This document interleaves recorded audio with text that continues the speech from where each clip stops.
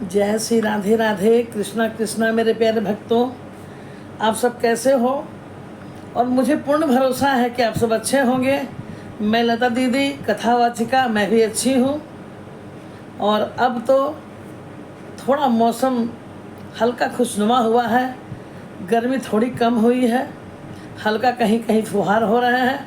फिर भी अपने आप को केयर करें, क्योंकि इस वक्त जब एक मौसम जाता है और दूसरा मौसम आता है तो अपने आप को केयर रखने की ज़रूरत होती है। मेरे प्यारे, आज मैं आपको बता रही हूँ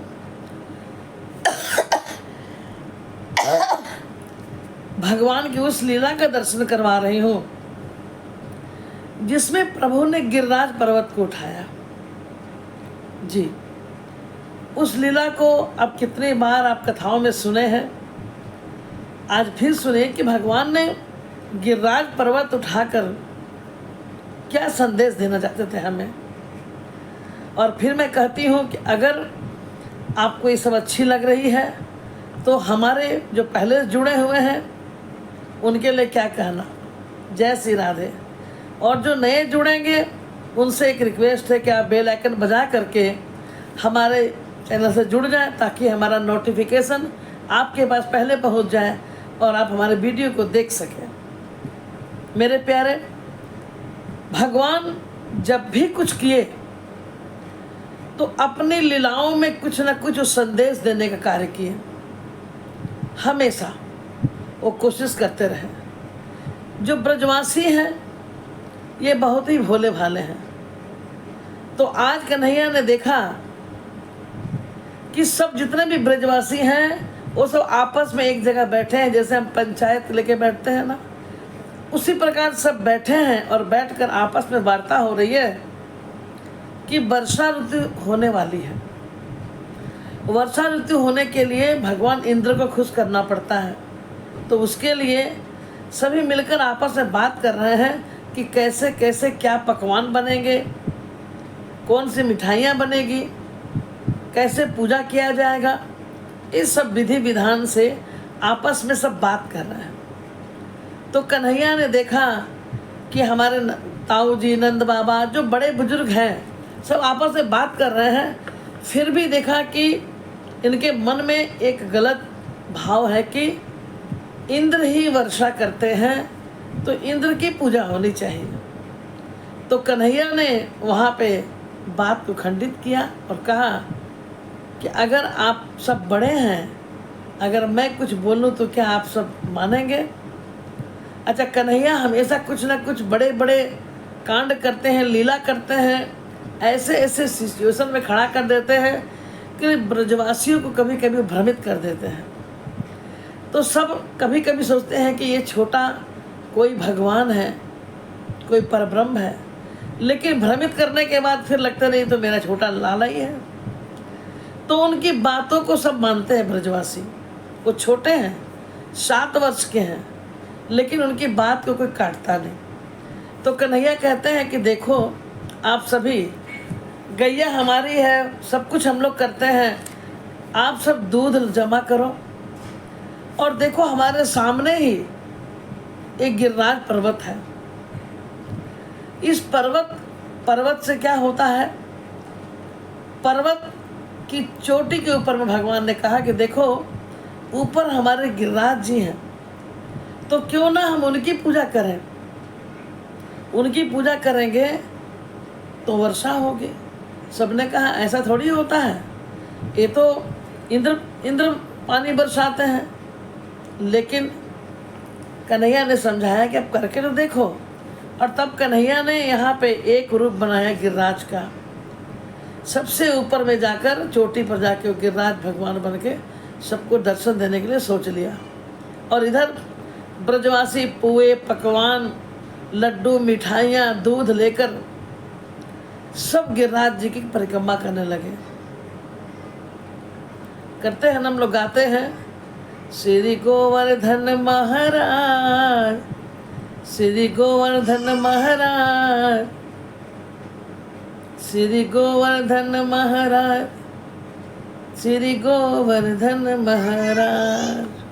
बहुत लंबी ये भजन भी है।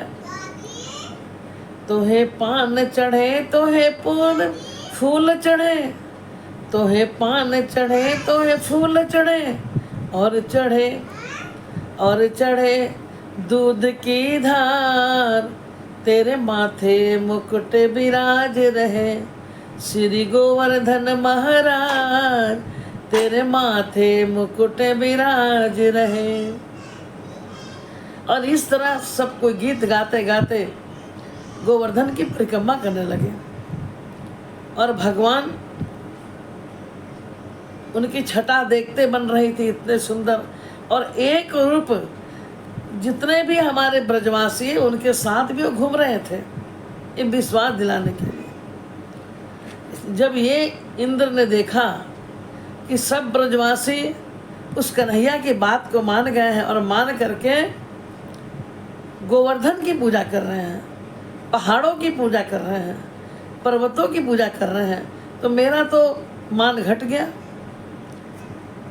तब उसने क्रोध में आकर अपने क्रोधी जो उसके ओले वाले हैं, पत्थर वर्षा जो उसके सहचर लोग हैं, सबको आदेश दिया कि जाओ तुम लोग वज्रपात करो, ओले बरसाओ, मैं इन्हें अपनी ताकत दिखाता हूँ।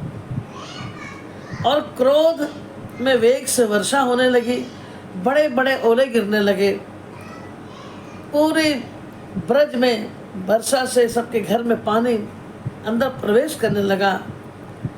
गौ माताएं, गैया मैया बछड़े सब आवाज़ दे के चिल्लाने लगे, कन्हैया कन्हैया। जितने जितने भी ब्रजवासी थे सब कन्हैया को पुकारने लगे, कन्हैया देखो क्या हो गया, हम सब कहते थे ना कि पहाड़ों की पूजा मत करो। और देखिए तभी इतनी बारिश होने लग गई।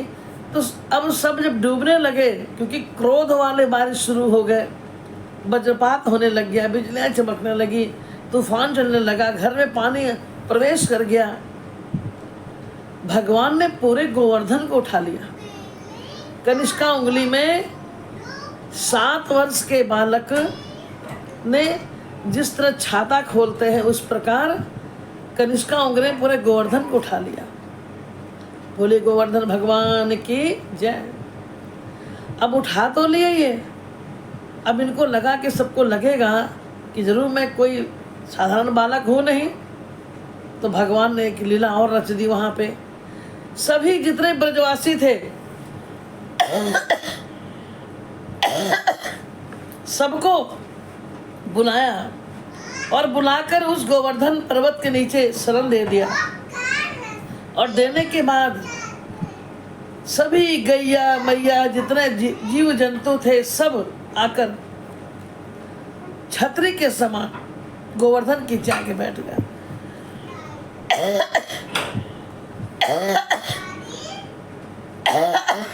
और उसके बाद वर्षा झूम झूम के होने लगी।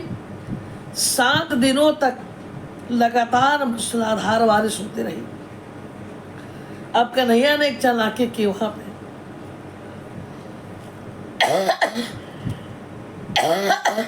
कन्हैया ने कहा मैं छोटा बालक हूं, आप सभी बड़े हो, आप सब मिलकर इसमें डंडा लगाओ। और अपनी शक्ति को उन्होंने याद किया।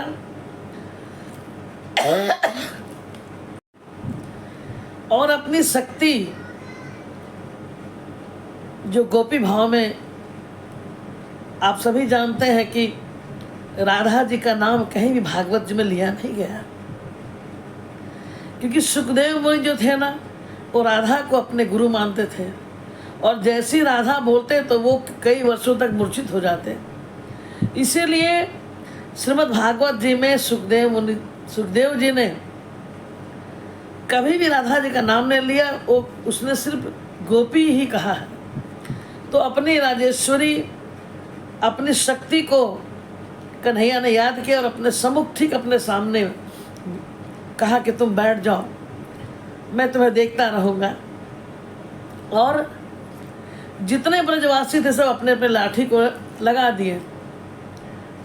ताकि सबको लगे कि मैं भी साथ दिया हूँ। 7 दिनों तक वर्षा रुकी नहीं। आपको एक बात और बता दूं, ये जो 56 भोग लगते हैं ना, इसका भी एक बहुत सुंदर बात है, आपको पता होगा, नहीं है तो आप जान जाइए कि 56 भोग क्यों लगता है। 56 भोग इसलिए लगाया जाता है कि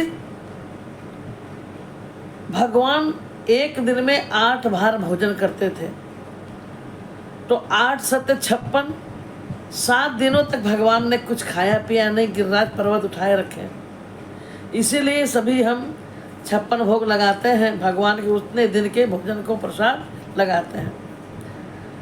उसके बाद जब 7 दिन तक वर्षा होते रहे और इंद्र समझ गया कि जितने ब्रजवासी हैं अब मुझ पर भरोसा नहीं करेंगे, इंद्र आकर माफ़ी मांगते हैं और भगवान ने उनको क्षमा किया। उन्होंने ये संदेश दिया कि अगर आपके पास कुछ खूबियां हैं तो उसे आप अहंकार में मत लीजिए, आप मदद कीजिए। इस प्रसंग में भगवान ने 2 संदेश दिए हैं। एक संदेश तो ये दिए हैं कि वनस्पतियों की रक्षा कीजिए, आने वाला समय ऑक्सीजन लेकर हमें चलना पड़ेगा। उस समय गिरिराज की उन्होंने रक्षा करने की बात का संदेश दिया था कि वन उपवन पहाड़ नदियाँ सब की रक्षा करो। और दूसरा कि अगर कोई अहंकार करता है तो उसके अहंकार को मैं तोड़ देता हूँ। सचमुच भगवान के जो भक्त होते हैं, पहला भगवान क्या करते हैं, उसके अहंकार को तोड़ देते हैं। और भगवान ने इस लीला में इंद्र के अहंकार को तोड़ा है। ब्रजवासियों को विश्वास हो गया कि वर्षा इंद्र नहीं, वर्षा वनस्पतियों को बचाने से होता है। भगवान ने सुंदर लीला का दर्शन कराया। आप सबको ये कैसा लगा कमेंट में ज़रूर बताएंगे, और फिर मैं एक नया सब्जेक्ट लेके आपके समक्ष आऊँगी। जय श्री राधे राधे। अच्छा लगी होगी आपको तो आप कमेंट करेंगे, लाइक करेंगे और शेयर करेंगे। जय श्री राधे राधे।